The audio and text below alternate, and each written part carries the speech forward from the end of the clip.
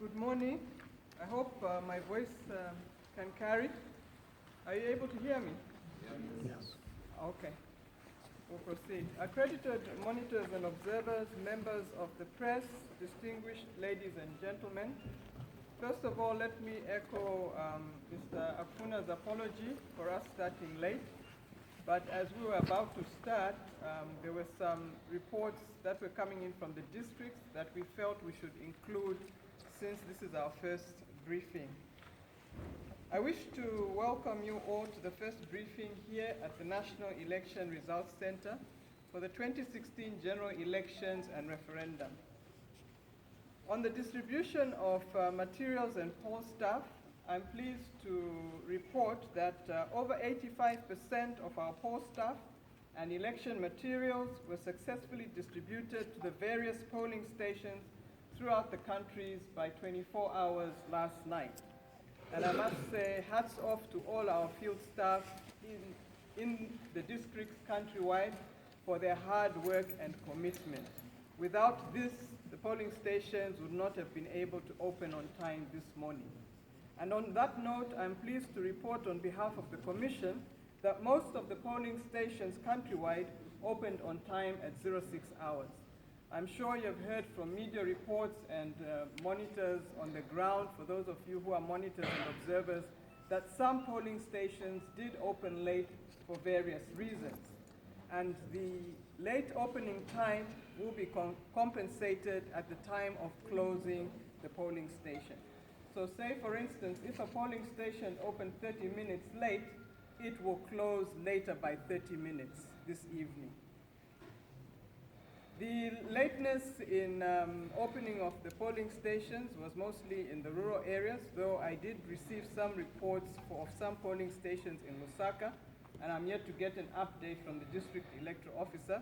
But some of the challenges that were faced were basically regarding difficult terrain. In Nalolo district, the affected wards were Suluwana ward and Yamakumba ward and Shekela ward. Then in Sioma district, the polling stations were affected in Liandama ward and Mbume ward. The estimated time of opening of these polling stations was 10:30 this morning, and we're yet to get feedback.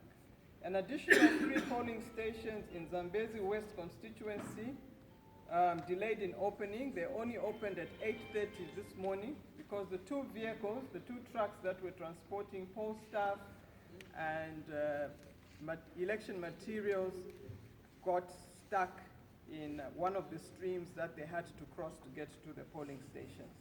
But voting is now underway in these 3 polling stations in Zambezi West. I wish to report that we have postponed local government elections in the following wards: Kanyala ward in Isoka constituency and Mpungu ward in Isoka constituency. This is because the candidates for these 2 wards were swapped on the ballot papers. So the candidates for Mpungu ward were appearing under Kanyala ward, and the candidates for Kanyala ward were appearing under Mpungu ward. So because we only received this communication yesterday, it was not possible for us to arrange for reprints in time for today. The other wards in which the elections have been postponed are Miengwe ward in Kalafuta constituency, Mumbwe ward in Chipiri constituency, and Kembe ward in Kembe constituency.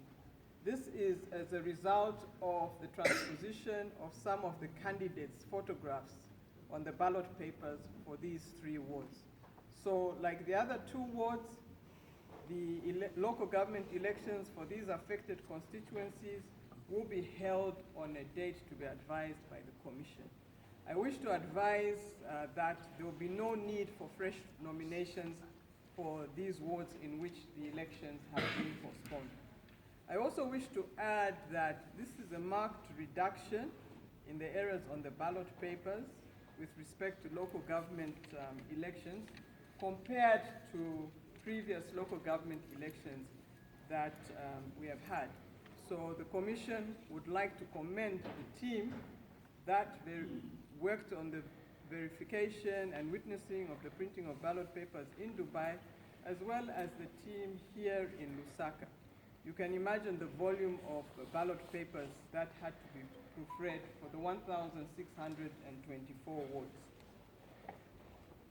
We have received reports of concern regarding our official marks.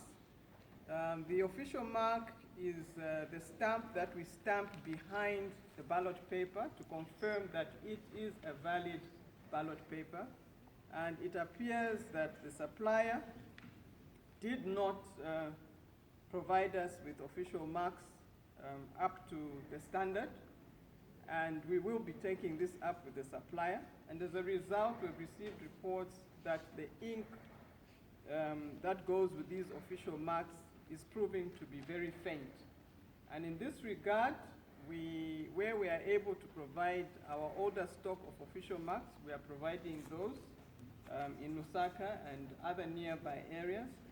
And we have also advised the returning officers to provide ink pads to the polling stations, because we found that using the marks can still be used after with the use of an ink pad. So this is one measure that we are taking. And then, of course, a question may be asked, what happens to the very distant polling stations? We have